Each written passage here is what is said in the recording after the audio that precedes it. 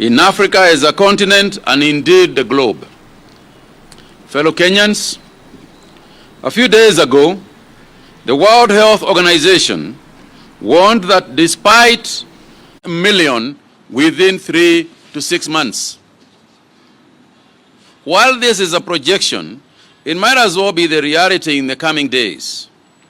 Consider that this past week alone, we have seen significant changes of infections in our own neighborhood, where the COVID-19 cases in Somalia have multiplied 9-fold in a single week, from 26 cases on April 13th to 237 by yesterday.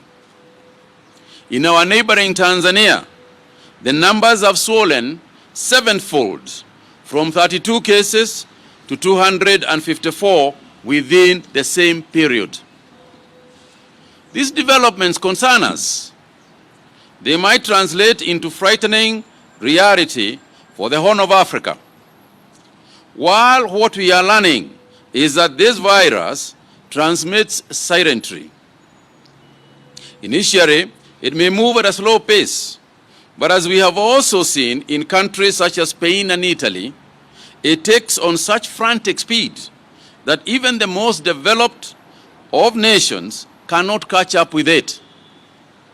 Between March 18th and 25th, a span of 1 week, the cases in Spain grew 5-fold, from 11,741 to 50,019. Given these realities, the general sentiment of comfort we are witnessing is severely misplaced. When we as a nation are complacent, with a few officials exploiting this pandemic for personal gain, or conversely, the idea that we can break curfews and not suffer any ramifications, then we know that we are heading in the wrong direction. And indeed, there is nothing to celebrate when runaway impunity takes place at the risk of all of us. As a government, our planning and actions are informed by global trends and our own analysis. A slight lapse in behavior, like the ones we have witnessed in the last few days, could roll back the gains we have made so far, and by implication, the destiny of our nation. The days when everything was left to the government are long gone. This disease is now calling for our total and divided commitment and unity. While I appreciate and acknowledge the cooperation by many Kenyans, I must say that there are a few Kenyans who deliberately rebuke the efforts that we have put in place to contain the spread of the virus. Our daily update briefings have served to rally Kenyans to their individual responsibilities, while at the same time painting the picture of our situation. And this is not just in Kenya, it is a global practice today. It is therefore unfortunate that some naysayers have dismissed our data briefings as mere daily ledgers. Elsewhere, the disease has thrived on similar cloud of silence and ignorance, and which we are being pushed to adopt. We refuse to sit back, and we will continue to inform Kenyans of our situation and measures they need to continuously take in order to flatten our curve. Regarding mass testing, the exercise is ongoing, targeting high-risk areas which include healthcare workers. We currently have 25,000 testing kits which have been deployed for this activity. Globally, every country is working on testing targets. or have fallen short of these targets because of global disruption of supplies. Our plan is to conduct 250,000 tests by the end of June. However, this 250,000 will not match our population. Hence, we are collaborating with our development partners to ramp up our surveillance testing mechanisms. The plan entails community-based surveillance, hospital-based surveillance, and population-based surveillance. For the community-based surveillance, we are working at about 100,000 households. For the hospital-based surveillance, we have mapped out 20 hospitals in 16 regions. All this is being done under the overarching 5-year public health security framework that we have worked out. Our coronavirus response is therefore nested on this policy. The challenge we have over and above corona is to keep an eye on the other healthcare challenges. I therefore want to call on all counties to ensure continuity of health services without losing sight of the corona epidemic. We should therefore be prepared in the coming days to share our county health service delivery scorecards.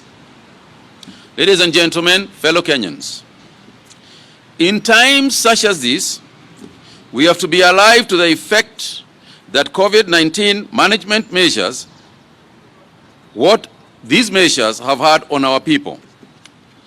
We are particularly concerned about mental health.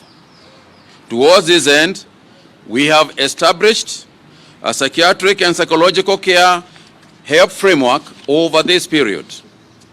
If you feel distressed and needing counseling or psychological care, please call 1199 and you will be attended to.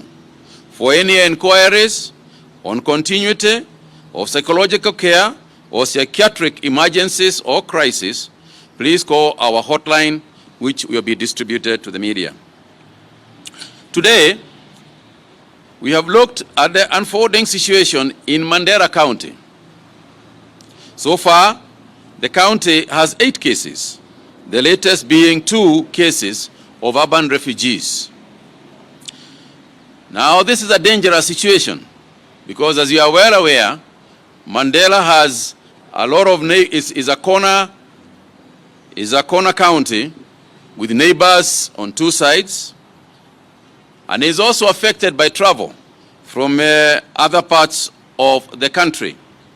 Therefore, as part of the containment measures, the government has today directed restriction of movement into and out of Mandera County. The county, therefore, becomes the 5th county where movement has been restricted. Today, having tested 707 samples, we have 7 persons who have tested positive to the disease. Those being Kenyans as a whole. We don't have any foreigners in those figures. And I would like to state, kama vile nilisema, hii ugonjwa si ugonjwa wa serikali, hii ni ugonjwa wa kila mtu. Na kama mjuavyo, kuna wale ambao hawaogopi, na yule ambao haogopi atakuja kuogopa, kwa sababu hii ugonjwa haina tajiri, haishagui tajiri, haishagui kijana, haishagui yoyote. Kila mtu anaweza kushikwa na hii ugonjwa.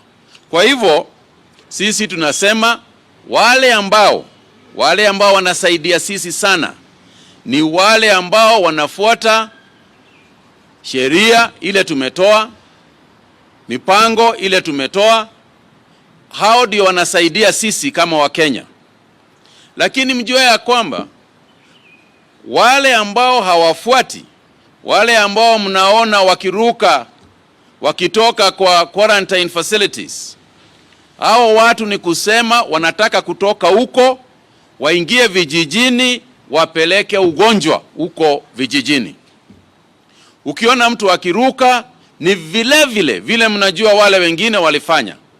Mnajua kuna watu walienda mazishi upande wa Malindi kule Kilifi, ugonjwa ukaanza. Wengine wakaenda mikutano, ugonjwa ukaanza. Hapa Isili tulikuwa na imam, alikuwa hajui yeye ni mgonjwa, akaja akafariki. Wale ambao walikuwa na yeye karibu wamepata hii ugonjwa. Kawangware iko watu wengi, walianza na mtu moja, wakaenda 3, wakaenda wengine 2, na tunaendelea kufanya testing huko tuone ni wangapi pengine. Ukiangalia kule Mombasa upande wa KPA vile hii ugonjwa inaendelea kuchika watu. Kwa hivyo jameni, mimi ningewasihi wa Kenya tusije tukasikiliza wale ambao ni lazima waseme mambo mabaya, mambo maovu kwa wale ambao wanafanya hii kazi, kwa mimi mwenyewe, kwa wale wengine.